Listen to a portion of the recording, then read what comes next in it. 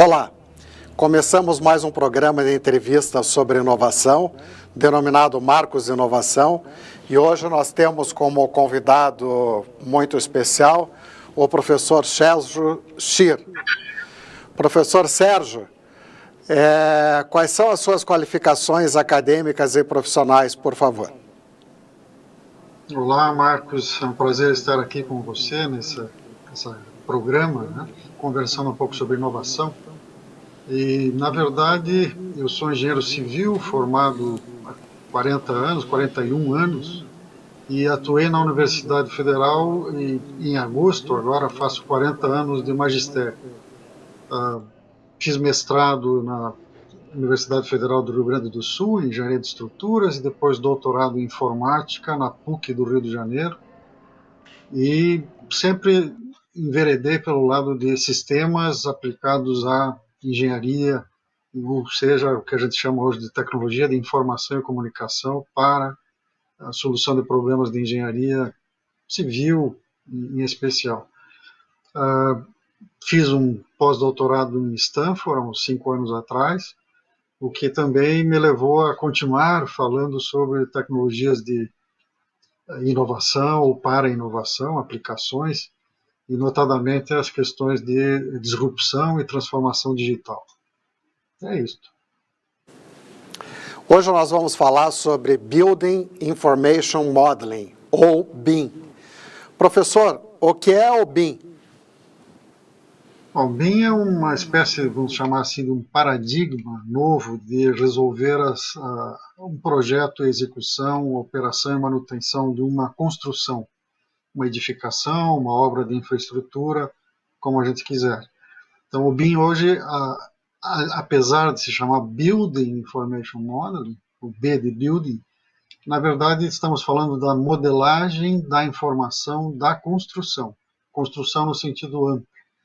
Então, ela é um processo, um macro processo que envolve, desde o início, se possível, o maior número dos interessados, dos stakeholders, desde o cliente, do projetista, do construtor, dos empreiteiros, e depois do usuário, na fase, e do gerente, do gestor daquela instalação, daquela facility, na fase de facility management e operação, manutenção.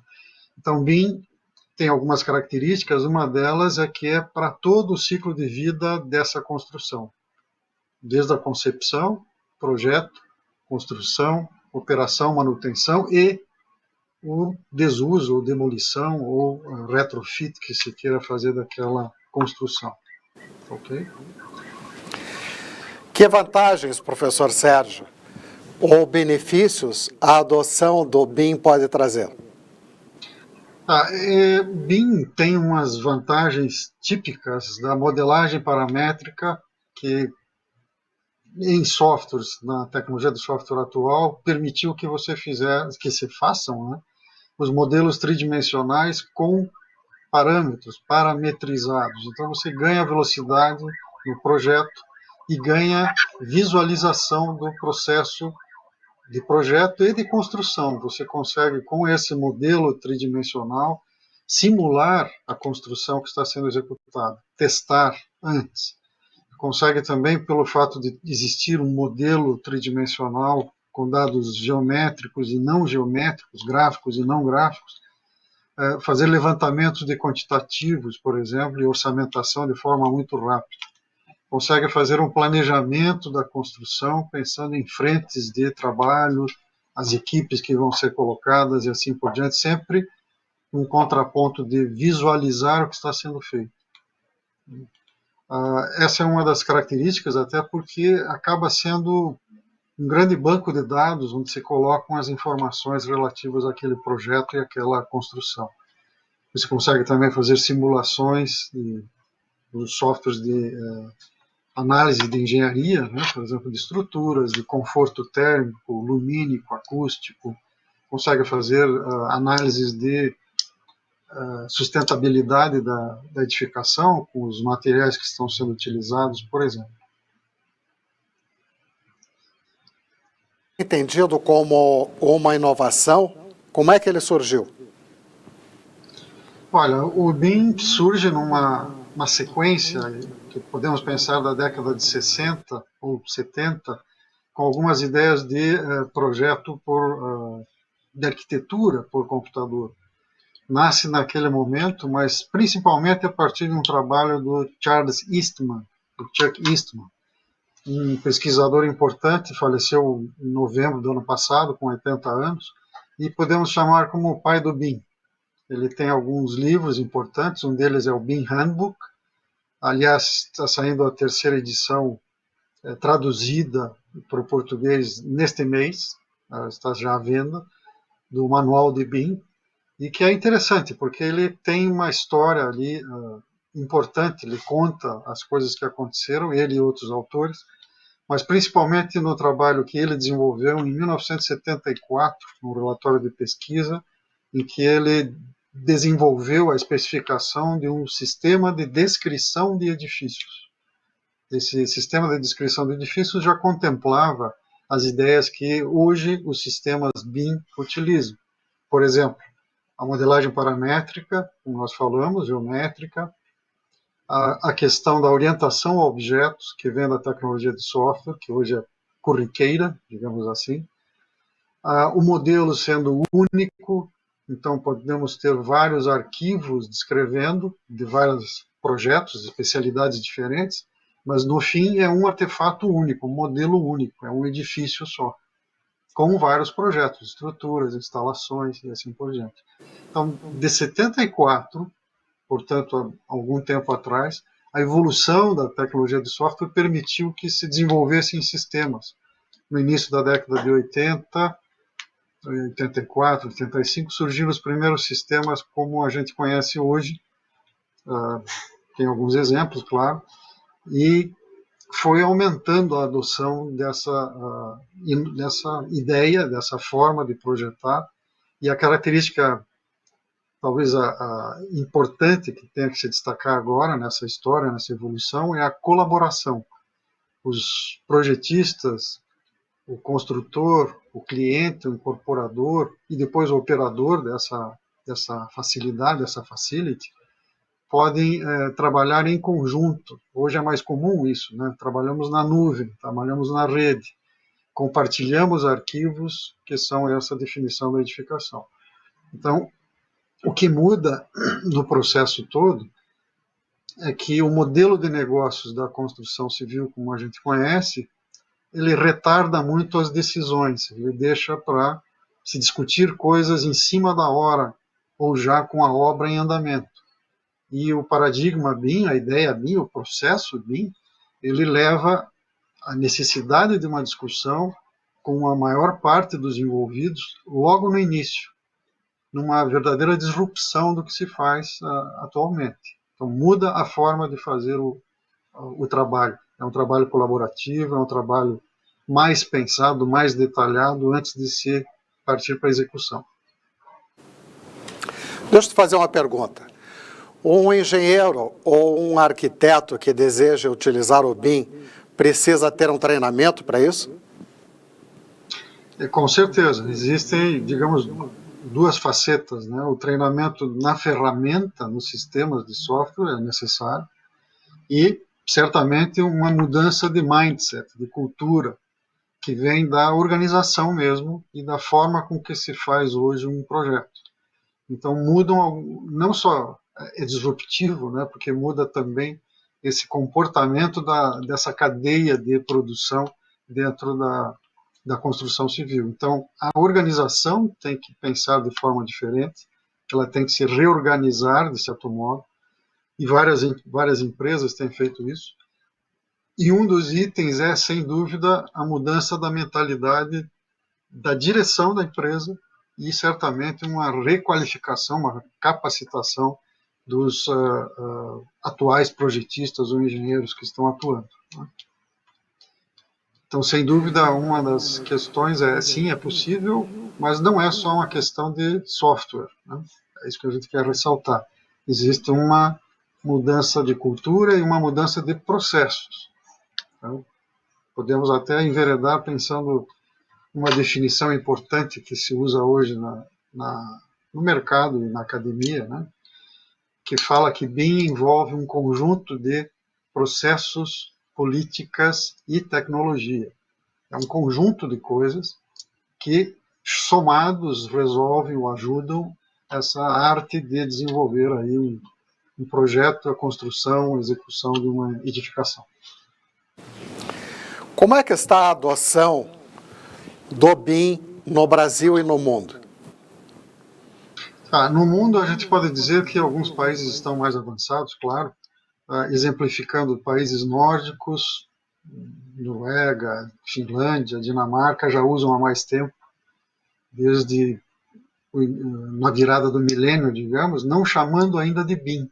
O termo BIM é um termo que vem mais recente, de 2002, 2003, quando a Autodesk cunhou isso de uma forma para atingir o mercado mais fortemente. Existe uma evolução do termo, como disse, ou da ideia, do conceito, mas logo nessa virada começaram a ser usados mais corriqueiramente alguns sistemas, e 2003, 4, 5, e 2006, 2007, por exemplo, nos Estados Unidos já saiu uma primeira norma nacional chamada US NBIMS, que é a National Building Information Modeling Specification, US, e que é um conjunto de normas, na verdade, que permite, então, que patrocinou, digamos assim, as discussões ou as contratações do governo federal, por exemplo, via General Services Administration, a GSA, e outras entidades. Então, os Estados Unidos começa já com uma norma em 2007, países nórdicos também, e nessa balada, em 2010, por exemplo, o Reino Unido colocou como meta que até 2015 para 2016, as obras até determinado valor, determinada importância, teriam que obrigatoriamente ser feitas utilizando o BIM. Eles lá chamavam 2016 como nível 2, level 2, né, que é um nível já pensando em colaboração. Então há uma sequência e pensando, está bem, isso no mundo, mas o mundo e o Brasil? O Brasil vem discutindo BIM na academia desde 2005, com esse termo, mas a gente já fazia BIM antes. Tem histórias que a gente pode contar que, de certo modo, fazíamos BIM sem saber que se chamava BIM. Né? Como disse, o BIM é um termo mais recente. Essa modelagem da informação era feita de alguma maneira. Aí chega no Brasil, digamos, discussões iniciadas em 2007, 2008, em São Paulo, por exemplo, 2007 na academia em Porto Alegre, num evento chamado TIC, Tecnologia de Informação e Comunicação, com uma entidade que veio fazer uma apresentação e um workshop, que é a Building Smart. A Building Smart é uma organização internacional responsável pelos padrões abertos relacionados com BIM. Então, a Building Smart é que faz os textos das normas ISO relacionadas com BIM. A partir daí, então, se criam capítulos nacionais. E em 2007 a gente começou a discutir sobre isso e até hoje não temos o capítulo nacional, mas já está de novo na baila. Em 2008 se discutiu em São Paulo, levando para o Ministério de Desenvolvimento da Indústria, Comércio Exterior e Serviços, o MDIC, em 2009, que lançou um PDP da construção civil, um Programa de Desenvolvimento e Produtividade da Construção Civil, com 7 ações, e pelo menos 2 das 7 tinham a ver com BIM. Então aí sim começa um movimento especial, né, no Brasil para se fazer coisas relacionadas com BIM, para disseminação de BIM. E em 2010, principalmente, o Sinduscon de São Paulo iniciou um evento internacional de BIM, ele fez 10 edições até o ano passado, até 2019, na verdade, e que foram crescendo junto com vários outros eventos. Encurtando, as ações do governo, algumas foram aparecendo, foram lançados alguns guias de boas práticas pela Associação Brasileira de Escritórios de Arquitetura em 2013, 2015. Em 2016, a Câmara Brasileira da Indústria da Construção, que é uma entidade que reúne 94 outras entidades no Brasil, entre sindicatos da construção, a Abramate, que é a Associação de Materiais de Construção, e outras, né, 94, lançou uma coleção, uma coletânea de guias BIM, para incorporadores e construtores, que é o conjunto que interessa para a CEBIC.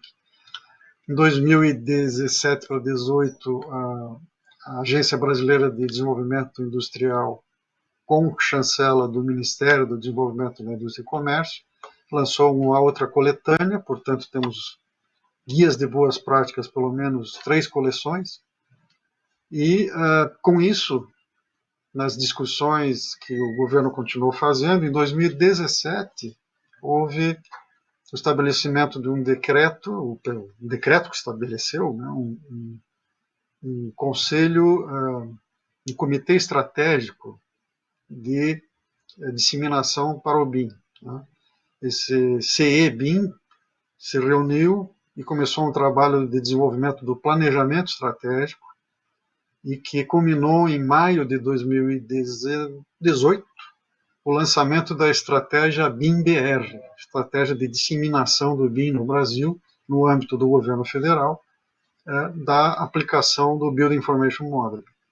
Em 2018 para 2019 houve mudança de governo, etc. O governo atual reiterou, com a reestruturação dos ministérios, esse comitê, e já estabelecendo um comitê gestor de implantação, previsto, né, nessa balada. Em 2008 era o comitê gestor, previsto em 2019, e em abril do ano passado foi publicado um decreto que institui a utilização obrigatória do BIM para obras do governo federal no âmbito de certos órgãos e com certos tamanhos, enfim, há detalhes, né, importância, relevância. E aí posso contar um pouco mais, se o Marcos permitir, né? Claro. Existem, na sequência desse decreto de 2020, 10.360, se não me engano o número, portarias dos ministérios da Infraestrutura e da Defesa. Esses 2 ministérios, em especial, têm programas piloto. Então, o Exército já usa BIM desde 2013, mais ou menos. Aqui na cidade de Curitiba, a Comissão Regional de Obras da 5ª Região Militar já usa BIM há algum tempo. Em 2016, por aí, eles já começaram a usar fortemente BIM, 2015, 2016. Além disso,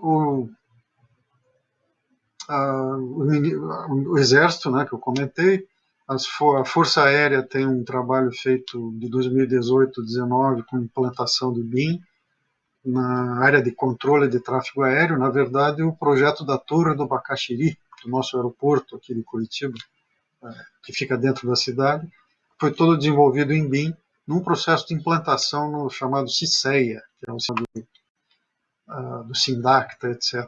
Né? Controle de tráfego aéreo, etc.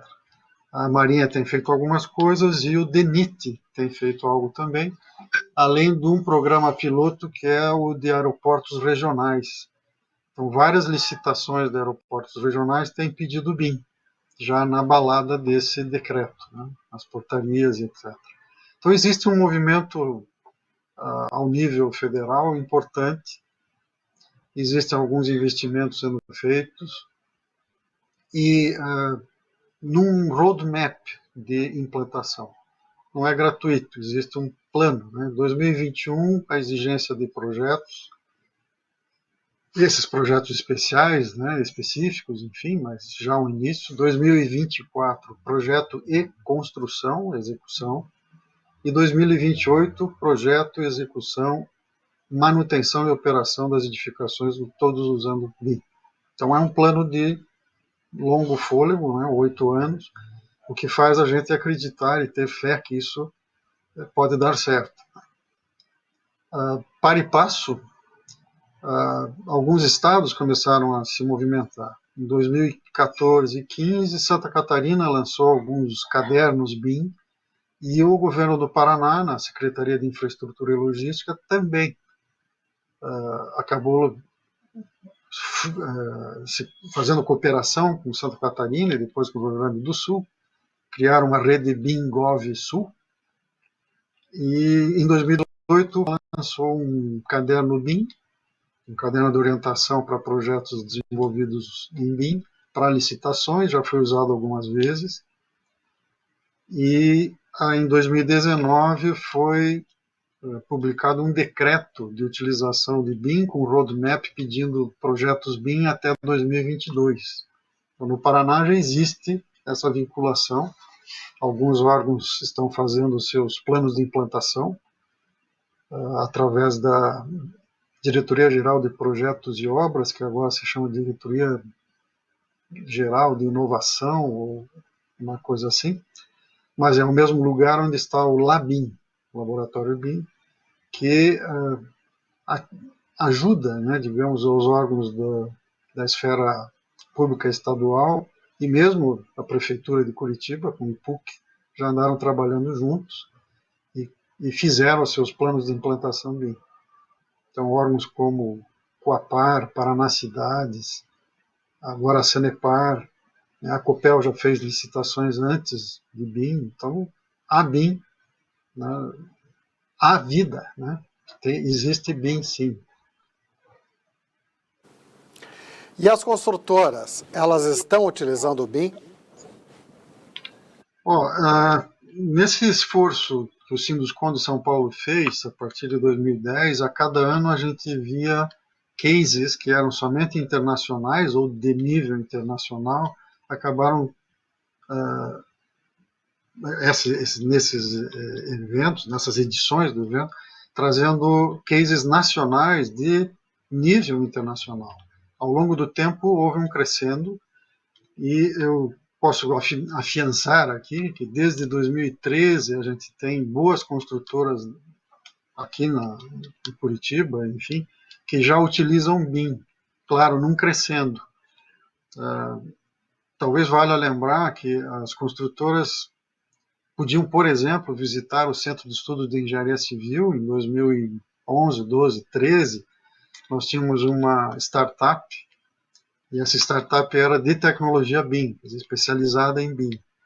E montamos uma sala que se chama BIM Room, com uma visualização com multitelas, 6 telas, etc. E aquela sala era de reunião de coordenação de projetos. E aquilo foi visitado extensivamente durante 2013, 14, 15 até 16, e há uns 2 anos atrás é que desmontamos, digamos, essa sala, mas essa startup que saiu lá da universidade foi para o mercado e ela mesmo também criou as suas startups, digamos, e participa de um movimento que se chama Construimob, que são de startups para a área de construção e do ramo imobiliário. E é muito efervescente. Então, são pequenas, claro, aí são startups. E esse é um movimento que o Sebrae patrocina, de certo modo, e tem lá umas 7 dúzias, digamos, de empresas trabalhando em volta e crescendo.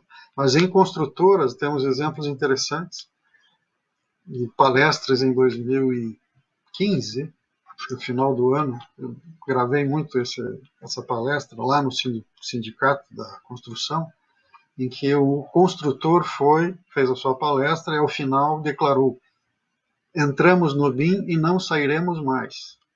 Dizendo, provando que a ferramenta que eles estavam adotando, né, a sistemática, trazia benefício e trazia retorno para aquilo que eles pretendiam. Quais são os principais desafios para a implantação do BIM?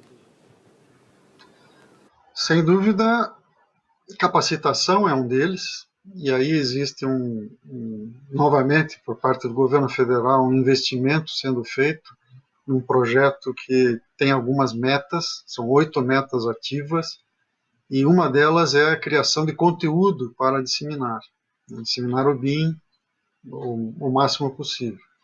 Existe uma das outras metas, se chama Célula BIM, então é levar o BIM para criar modelos de disciplinas ou criar estratégias de implantação do BIM em currículos ou dentro das universidades, porque precisa incluir isso de alguma forma nos currículos, né? E fomentar os cursos de reciclagem, por exemplo, cursos de especialização, cursos do tipo MBA, que falem de BIM, que promovam essa capacitação do mercado, né, das pessoas que já estão atuando e que não tiveram a chance de conhecer BIM. Cursos de duração menor, de ferramentas BIM já são comuns, né? Então esse é um desafio muito grande. Um outro desafio é a questão de financiamento. Então, as empresas, normalmente, da construção civil, envolvidas com projetos, ou mesmo empreiteiras, né, são pequenas empresas, com menos de 10 pessoas, e que não têm capacidade de investimento maior. Então, precisam melhorar sua infraestrutura tecnológica, hardware, software, acesso a redes, né, nuvem, serviços de redes, enfim. E isso tem um certo custo, e as licenças de software também não são tão baratas, né? Então, esse tipo de financiamento para empresas menores também é uma barreira, de certo modo. A outra é de contratação, de licitação. Mesmo no mercado privado, as formas de contratação mudam um pouco. Mudam, mas existem já, por exemplo, contratos do tipo aliança, tem uma semelhança com um tipo chamado IPD, é Integrated Project Delivery, a entrega integrada de projetos. É um pouco do que prega, digamos, um contrato tipo aliança de grandes obras como barragens, etc. É um paralelo, né? Então isso também, essa forma de novas formas de contratação mais adequadas ao BIM são necessárias, né? Mesmo remuneração pelo projeto e tudo mais.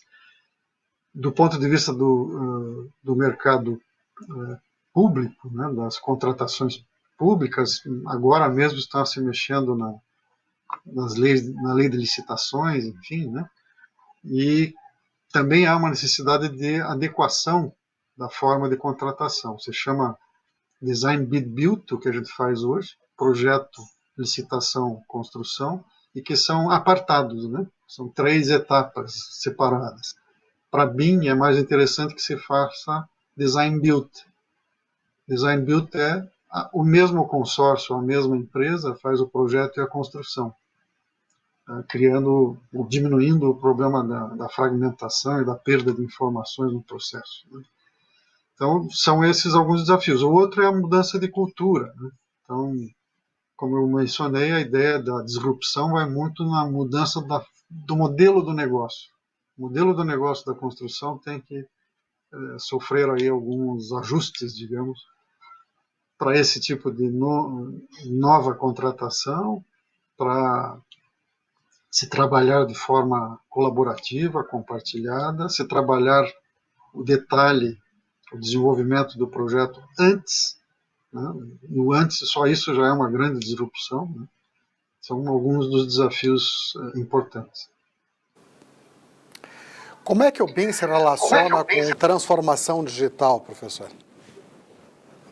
Bom, o BIM ele não vem para atuar sozinho, né? Ele, para ser uma tecnologia dita disruptiva, precisa se juntar com outras tecnologias ditas também disruptivas, como internet das coisas, computação na nuvem, ou realidade aumentada, virtual, a questão da automação do conhecimento, mesmo veículos autônomos, né? Pensar uma construção feita por robôs autônomos. Então, a transformação digital tem um estigma do tipo, não é mais se a construção vai ter pessoas trabalhando. Não vai mais ter. Agora é só quando. Quando vai se esvaziar o canteiro e se colocar somente robôs? Como na questão de do tráfego de caminhões ou de automóveis sem motorista. É mais ou menos isso. É uma questão de tempo, porque o ambiente é inóspito. Um canteiro de obras não é um ambiente bom para o ser humano, em várias situações, em várias fases, né? É muita poeira, muito risco de queda, etc. Então, isso tem uma relação com a transformação digital. Nós vamos digitalizar processos, vamos deixar de usar papel, isso já está acontecendo. Nós estamos falando em modelo virtual e junto com a ideia de gêmeos digitais. Então, a gente faz um modelo, uma construção virtual, que vai funcionar junto com, de fato, a construção real existente, com sensores, por exemplo, com atuadores. E há uma mudança novamente aí forte da maneira com que se encaram as tecnologias. Primeiro, a tecnologia vem em favor do ser humano. E aí sim reside transformação digital. O negócio muda em favor do ser humano. Então a transformação digital está nesse sentido. Né? BIM vem junto com outras tecnologias num processo de digitalização do negócio da construção, seja ele projeto, venda, construção, execução e a operação, de uma integração digital importante. Talvez os gêmeos digitais sejam uma boa figura. Né? Você tem um projeto, uma edificação virtual operando, você simulou, testou e agora você tem a mesma existente, podendo configurar aí um gêmeo digital, né? Os dois conversando e se ajudando. Essa é Eu uma figura. agradeço ao professor Sérgio Schir pela excelente entrevista sobre Building Information Modeling, ou BIM. E eu deixo agora a palavra para as suas considerações finais. Bom, BIM não é um fim, né? BIM é uma jornada, é um instrumento para se fazer melhor o projeto, a construção, a execução, para favorecer ao usuário, à pessoa. Novamente, a ideia da transformação digital. As coisas são feitas com foco nas pessoas. Eu acho que tecnologia tem que ter esse sentido. BIM é uma tecnologia disruptiva e que deve estar em favor de fazer melhor, fazer com menos, fazer adequado, fazer com transparência, usar bem os recursos, sejam eles públicos ou privados. Agradeço a oportunidade de conversar com vocês sobre BIM como inovação disruptiva e até uma próxima. Muito obrigado. Obrigado,